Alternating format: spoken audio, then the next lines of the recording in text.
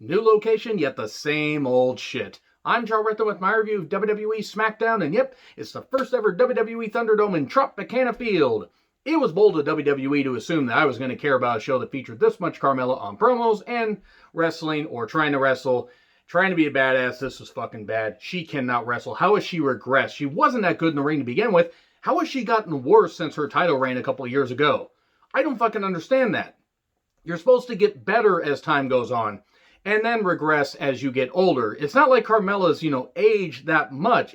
She's still got years left as far as being in the prime of her career, but goddamn, if this is the prime of her career, she's going to be fucking immobile and unable to do anything, as opposed to not being able to do anything here. I don't fucking get it. How is Carmella so bad? I thought Lana was bad. Lana's at least trying. Nia Jax is still the worst women's wrestler on the roster because she just doesn't give a shit. Thanks a lot, Rock, for getting her a job. Seriously, the mask denying anti-vax, bitch that she is. Anyway, let's start off the show hot, with Carmella and Sasha having a contract signed. So hot that a glacier popped up in the middle of the ring. No, not the actual wrestler glacier. I would have loved that, though. This was like an episode of WCW Thunder because stuff was just thrown together and everything, and there was like endless talking for no reason, and the matches didn't mean anything. Adam Pearce hosting, and I got the contract, except I don't. Carmella has the contract. She shows up on the Thunder Vision, the Smackdown Vision, whatever the fuck it is, and says, hey, Sasha, you looking for this? They had to tell her that it was a contract because Carmella is not capable of reading it because she's done so much taying to Final Destination 3 levels that her brain is goddamn fried. And then she has hired help, a shrunk down Dio Madden, and says, hey, go out there and give this to Sasha. Go out there, go out there. Why are the minorities being bossed around? Was this a Fox edict? I wouldn't be shocked. Fox News, Fox Aryan Nation, all that. 12 years of Mella. And then we get 12 years of Banks a little bit later because she has a huge, blinged out stamp that she hits down. Where do you get a stamp like that? I would like to know. That is actually pretty goddamn cool.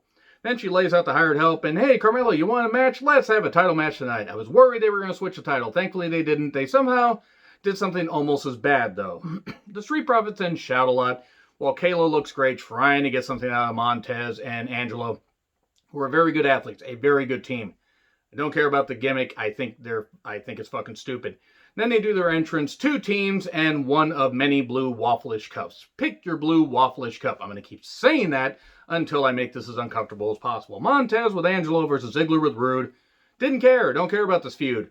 Ziggler won via distraction. Great. That young, upstart, 40-plus-year-old guy beat a guy that could be a potential single star if he dials back the over-caffeinated promos.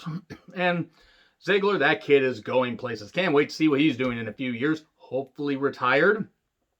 I'm not saying he doesn't deserve to earn money, but he doesn't mean anything. He hasn't meant anything since that feud with The Miz. And then Big E shows up talking to Zayn, and Zayn's talking about shirts. He doesn't have merch, and Zayn says, don't worry about the shirt. Worry about the meat inside the shirt, because Big E loves his meat. He loves slapping his meat all around. This got weird. Then Dorado and Metalik are like, hey, Sammy, we made your shirts. A little stick figure thing. He steps on and everything. Dorado and Metalik are basically comedy guys now, which is kind of what they've been for a while. Kalisto, however, is just not doing anything. Maybe he'll interrupt Kevin Owens' match against Roman Reigns like he interrupted that promo, and then they're going to have Owens feud with Kalisto for absolutely no fucking reason. They would do that. They would do that for absolutely no reason because they need to give Kalisto something to do. So anyway, back in the middle of a Sammy promo while Corey is trying to plug Progressive. Audio issues here. Then we get Big E versus Sammy. Sammy has a compromised grip. I knew a girl that had a compromised grip. Fortunately, she could use both hands, so I told her to keep going. And moving on from that. Apron splash. Please stop with the apron splashes. Please stop with the apron bumps. His hand is hurt. I think he's actually dealing with a sprained wrist or something, Sammy is, so his hand's hurt. And then he runs around the announcer's table. Big E gets briefly stuck. They both go under the ring. Charles Robinson is wondering what the fuck's going on. Charles, you worked in WCW. You should be used to seeing just about everything. And Sami Zayn wins via countout. And Big E's like, face me like a man, all that. And then Bayley is talking about Sasha and then mentions Bianca and basically saying that they're beneath her because they're black. She was basically told to say this because Fox edict was sent out. Actually, it's also because she's feuded with Sasha for a while and she's feuding with Bianca. And Bianca's showing up and she's got receipts. Literal receipts.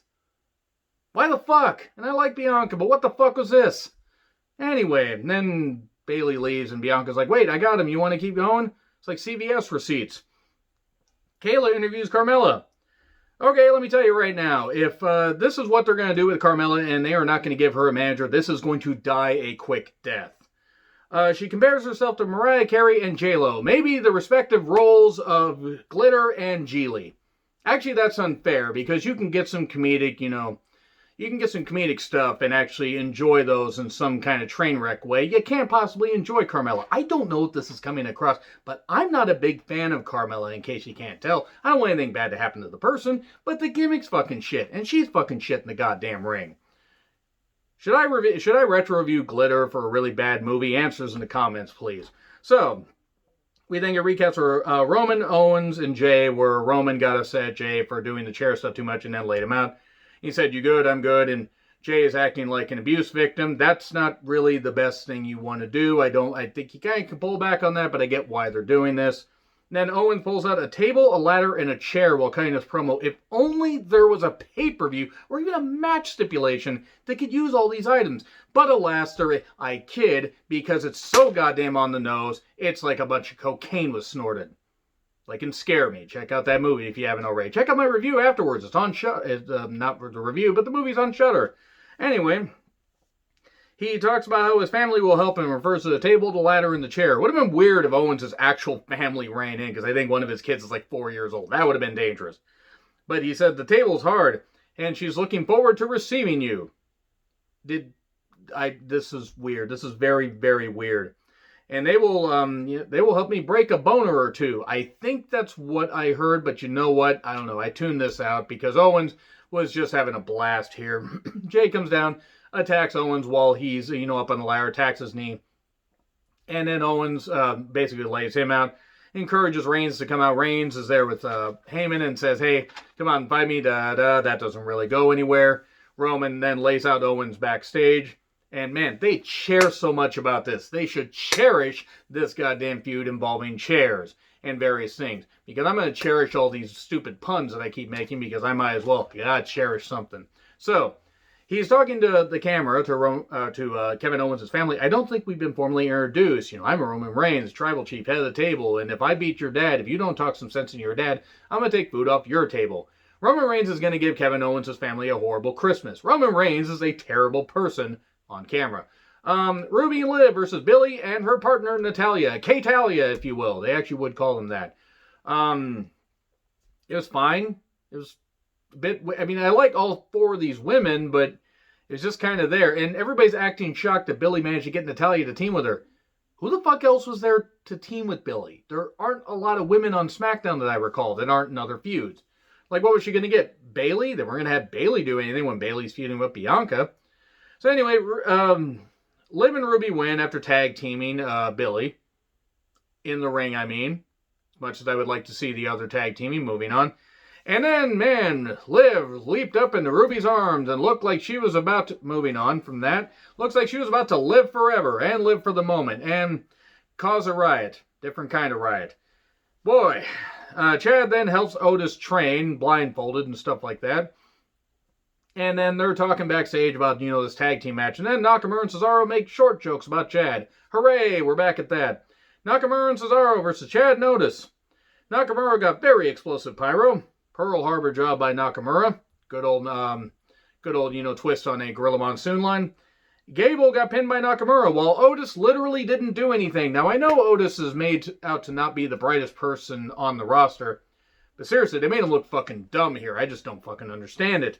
The lesson, by the way, that he tells him backstage is like, I'm trying to teach you what not to do. It's an alpha mentality, this kind of stuff. And I really hope this leads to Gable just snapping and not getting anything out of Otis, because I do not care for Otis at all. Both these guys are good workers, but just seriously, I can't stand the Otis character. And Corbin, Cutler, and Blake, they're using metal detectors before, I forget what the hell her name is, the pretty brunette announcer, commentator that came...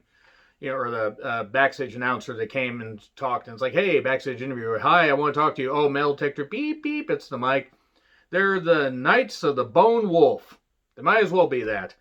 Why did they give Carmella the old Tigress and WCW intro? And if you know what I'm talking about, I love you guys, but I'm sorry you got that reference instantly. Champagne and hired help at ringside and Caviar Dreams. Sasha versus Carmella. No. Why did they insist on having Sasha try to carry this goddamn idiot to a match? Why? Why did they do this? Why did they do the apron bump?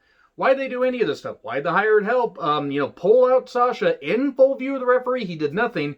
She chased him into the ring. Sasha, almost got pinned.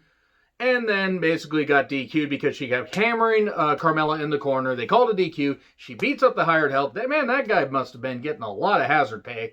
And then Carmella ends up hitting her with the ice bucket. Thought the ice bucket challenge was over. And then hits her with a, champagne bottle to the back. Okay? Alright, whatever. Why are we continuing this feud? Why is Carmella in a championship picture of any variety? She doesn't fucking deserve it. She's not any good. I hope it's just a filler feud. Don't you fucking dare give Carmella the championship just because Snoop is going to appear on AEW, and Snoop and Sasha have a family relation, if you don't know. WWE tends to mention that about 80 million times. But don't do that just because you're spiteful, because Vince would be that spiteful. This was an okay episode of SmackDown overall, but it was very messy and way too much Carmella. Please have less Carmella. Don't fire her. Just have her be a manager or something. Even though she can't talk, just have her be window dressing. Anyway, agree, disagree, what I said, like, share, subscribe, Twitter handle in the description. I'm John Ritlin. I'll see you soon.